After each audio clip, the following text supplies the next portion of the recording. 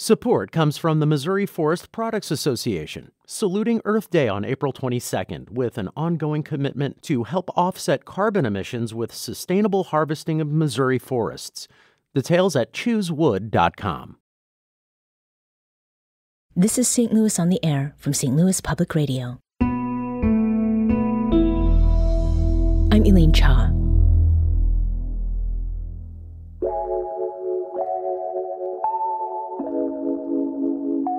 Washington University has its roots in the city of St. Louis. For the first 50 years since its 1853 founding, the school was located downtown. And as the university's educational offerings expanded, so too did its physical footprint. Today, WashU's Medical Center continues to develop in the Central West End neighborhood, and its Danforth campus alone, which sits where Clayton, University City, and the city meet, covers 169 acres. There's now another WashU space open in the city. It's an office in the Delmar DivINe that houses the institution's St. Louis Initiatives team works from. And that team is part of the school's plan to demonstrate its commitment to St. Louis. Here to discuss that plan, we have Andrew Martin, Chancellor of Washington University. Chancellor Martin, thank you for joining us today. Thank you for having us. So I want to start with a quote. A recent news release about the opening of the office space we noted in our introduction to this conversation features a statement that you made in your 2019 inauguration address, and it reads, quote, "I want to eradicate any kind of perception that St. Louis is merely WashU's side gig. Rather, St. Louis should be one of our primary foci as we think through the lens in St. Louis for St. Louis," end quote. Now, eradicate does not pussyfoot. What makes that word, instead of something like dispel, the right one to describe this initiative, Chancellor? I chose the word eradicate because it was so important for every member of the St. Louis community to understand that Washington University is proud to be in St. Louis, that we view our role as to serve the greater St. Louis community, and to make sure that through our mission of education and research and patient care, that we're the best neighbor we could possibly be. Mm-hmm. And so to eradicate, you're correct, is a strong word. But we wanted to make it very clear of our deep commitment to the city we've called home for almost 175 years. Mm-hmm. And why do you think some people perceive that WashU is not for St. Louis already? I think that perception comes from some of our history. And because many of the people who choose to be part of Washington University come from outside of St. Louis. Mm-hmm. That said, the folks that come to the university, our talented faculty and staff, our incredible students, come to St. Louis, they fall in love with St. Louis, and they make St. Louis their home. Mm-hmm. Now, perception is something, that exists. It doesn't exist, that is, without people who see or experience some phenomenon. So who are those perceivers? You've mentioned a little bit about the people who are coming here, but who are those perceivers, those different groups, and what role did they play in the conception and creation of the In St. Louis, for St. Louis initiative? Well, I moved to St. Louis 30 years ago as a graduate student at Washington University. And when I returned in 2019 as the university's chancellor, I got to have many wonderful conversations with members of our community, faculty, staff, students, our neighbors, alumni, and the like. And the thing that became through loud and clear in all of those conversations is how deeply members of the Washington University community care about St. Louis and are dedicated to making St. Louis an even better place to live. Mm-hmm. And that, of course, makes sense because these are people who are coming here. They're having families, they're building their lives, and they're as deeply as committed to St. Louis as those who have been here for many generations. Mm-hmm. I'd like to introduce another voice and perspective to this conversation. Here to join us is Lisa Weingarth, the inaugural Senior Advisor for St. Louis Initiatives at Washington University. Lisa, welcome to the show. Yeah, thank you for having us.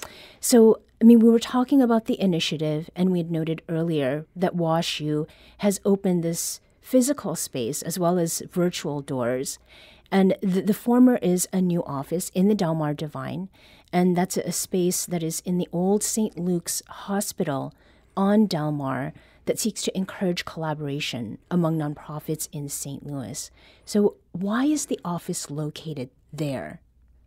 You know, because of this commitment to be in St. Louis for St. Louis, we wanted to have an office that was in the middle of the community, in a building that's already set up for collaboration with community leaders, nonprofit leaders.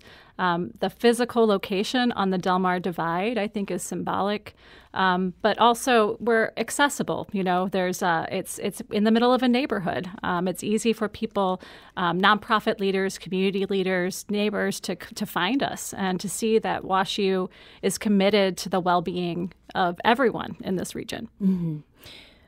As the senior advisor to the St. Louis Initiatives team, you're leading what has been described on the In St. Louis for St. Louis website as the, quote, front door to the university.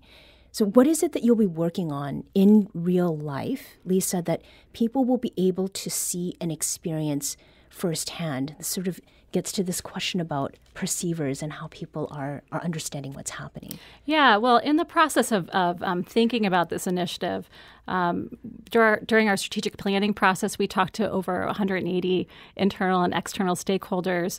Over the past year, my first year back at WashU, talked with over 300 community members. And what we heard is that it is very challenging to navigate the resources of the institution. And so this front door really creates, it makes it easier for our community to find their way to access resources that are related to our mission of research, education, and patient care, but also to think about with us about partnerships that can really contribute to the long-term vibrancy of our region. So initiatives is plural. I'm going to point that out.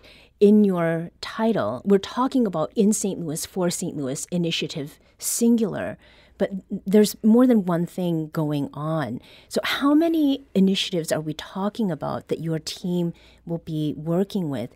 Can you briefly describe maybe two of them and what those sub-initiatives, as it were, are meant to do that's in the spirit of for St. Louis, in St. Louis, and with St. Louis? Yeah.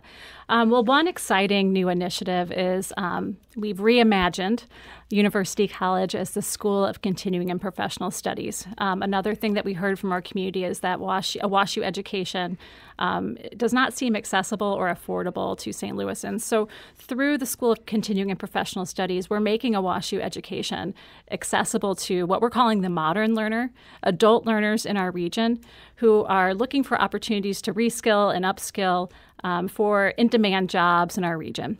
So that's one exciting new initiative that we've been getting off the ground. Another that will launch soon is the new St. Louis Confluence Collaborative for community-engaged research, teaching, and practice. This is a way that we can really think about our research with a St. Louis first lens, creating transdisciplinary research opportunities within the institution that are really paired with community leaders so that we're thinking about the long-term well-being of our region. Mm-hmm. Now, the news release about the new office space in the Delmar DivINe and then the dedicated website, it notes a regional engagement campaign. What is the campaign meant to achieve? What makes it necessary? Yeah, I think part of it is, we want to shift the community's perception about WashU. We're here, we're in St. Louis, we're for St. Louis. We've been doing a lot of work in St. Louis for a long time. In fact, my team, as we got started, we did an inventory of existing St. Louis-focused initiatives at the university. And we found over 150 existing initiatives. So WashU's been doing a ton in St. Louis for a long time, and we know that there are opportunities to do more. Mm-hmm. And so through this initiative, we're raising the visibility of WashU's existing role and impact, but also saying to the community, we're here, we want to have conversations about partnership, and, we're here and we're committed to St. Louis. Mm-hmm. Chancellor Martin, we noted earlier, you were inaugurated in 2019. There was a student paper interview with you in 2018 where you had talked about some of the things that you were looking forward to doing.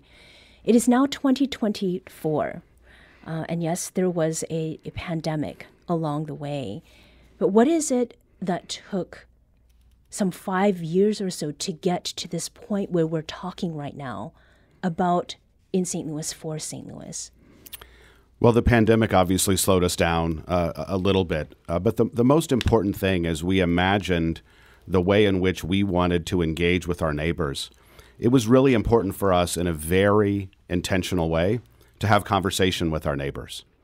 And if we had come out of the box saying, we're going to do X, Y, and Z tomorrow and get to it, it certainly wouldn't have had the right feel and ultimately wouldn't have been as impactful as we're hopeful that it would be. Mm-hmm. And so once we were able to get out of the pandemic and be able to focus on not so much on masks and testing and all of those fun things that we were dealing with and could really focus on our highest strategic priorities, we were able to put the team in place to begin to have those conversations with our community partners and be able to come out as we are now with a plan that's much more community informed. Mm-hmm. So this is a very ambitious plan.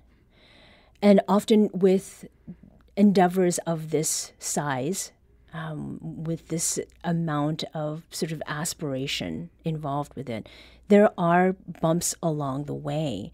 Are there any of those bumps that you can talk with us about when it comes to the In St. Louis for St. Louis initiative and how you're kind of seeking to overcome some of those hurdles? I think one of the bumps that we faced in some conversations, and I suspect we'll face in conversations to come, is that there are so many great ideas and so many potential partners out there in community, and we can only do things that are in our sweet spot. We do education and research and patient care very well. Those are the areas where we can really lean in and be the very best partner we can possibly be. And so sometimes we need to say, I'm sorry, we're not the right partner for a particular project out in the community, and doing that in a way that's constructive, that's sensitive, is something that we've experienced in the past, and I'm certain we'll experience in the future. Mm-hmm. And are there, peer institutions that have been used as a model for this particular endeavor? I know that you were at the University of Michigan before coming here. I mean, again, are there some models or other schools that you've looked at that have embarked on this kind of project? Yes, there are many universities who have looked carefully at what in the industry would be called the town-gown relationship.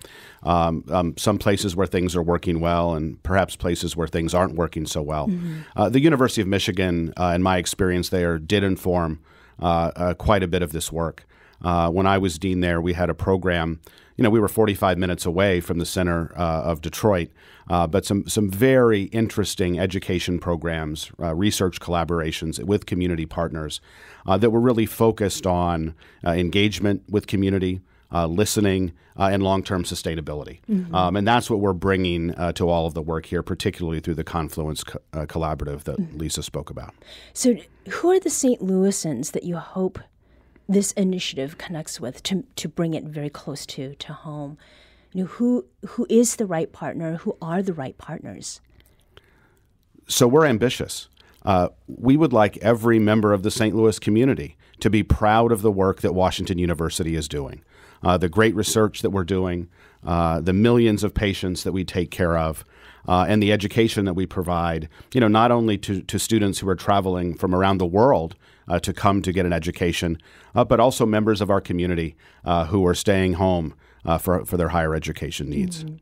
Now, Lisa, you've lived and worked in the St. Louis region for many years now. Are you a native? I'm a St. Louis native. That's right. Okay. Yeah. Well, then I think that this is a very well suited to you. I mean, some of the work that you have done has been with WashU. Much of it has been outside it. You are a St. Louis native, so you have seen and felt a lot of different things through all of those experiences. From your perspective, what is it that makes In St. Louis for St. Louis different from what's being done, or maybe very aptly, what's being promised in the past? I'll tell you, as a nonprofit leader, I've worked with Washington University faculty, staff, and students for many years.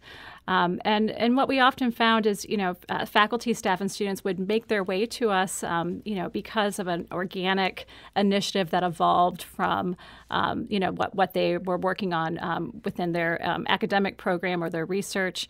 But it wasn't always connected. It wasn't always, and you might have a faculty member reach out to you from one department and then another, and we weren't necessarily coordinated. What we're trying to do now is really think about our work in St. Louis in a holistic way, and connecting, across our campuses, what we do well for the long-term benefit of our region. Mm-hmm. How is it that this initiative, Lisa, will include students? And I know when I say students, that means very many different kinds of students, but how is that going to work? Yeah, so we have some great existing programs at Washington University that we're ramping up now. So the Gephardt Institute for Community and Civic Engagement is a great example. This year they launched a new program called the St. Louis Impact Fund, which paired students and their projects and their ideas with local nonprofit partners, along with a financial incentive. So, a grant came along with that student's participation with the nonprofit, and really help pairing our brilliant students and the ideas that they're generating every day with nonprofits in our region to really amplify our impact. And also, it's a recognition that for a nonprofit to work with a student, it takes some time and it takes some resources. And so with the grant that we're able to provide, we're able to really make these ideas come to life. Mm-hmm. So, Chancellor Martin, how is it that you will know that St. Louis is succeeding in a couple years from now? I think we'll know in two different ways. First, we'll continue to see significant economic growth, a growth in civic pride. People choosing to make their lives here in St. Louis. I think that's one thing. That we'll see. And second, I think it will be. We're not going to go and do a bunch of polling or focus groups or anything like this. But I think when we're out in community and engaging with conversations with folks who really have no connection to the university, when they're expressing pride in the work that we're doing to serve our community, then we'll know we've gotten to where we'd like to be. Mm-hmm. And Lisa, in the last 30 seconds or so, how will you know in a couple years that this is working? I would mirror what Chancellor Martin said, that, our civic leaders, our community leaders, our business leaders really think of WashU as an institution that is intertwined with the success of our region and is making a positive impact. Mm-hmm. Lisa Weingarth is the inaugural Senior Advisor for St. Louis Initiatives at Washington University, and Andrew Martin is the 14th Chancellor of Washington University. Chancellor and Lisa, thank you so much for joining us today. Thanks for having us. Thank you.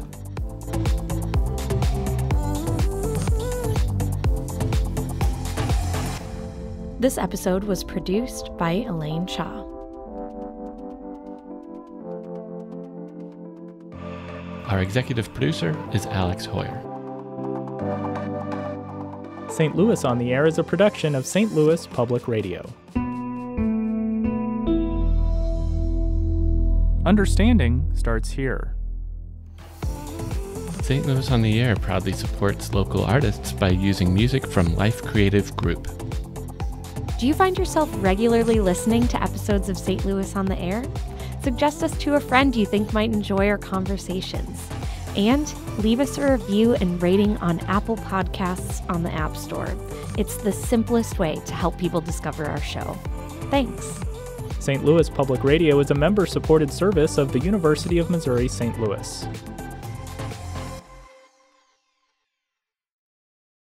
Support comes from the Missouri Forest Products Association, saluting Earth Day on April 22nd with an ongoing commitment to help offset carbon emissions with sustainable harvesting of Missouri forests. Details at choosewood.com.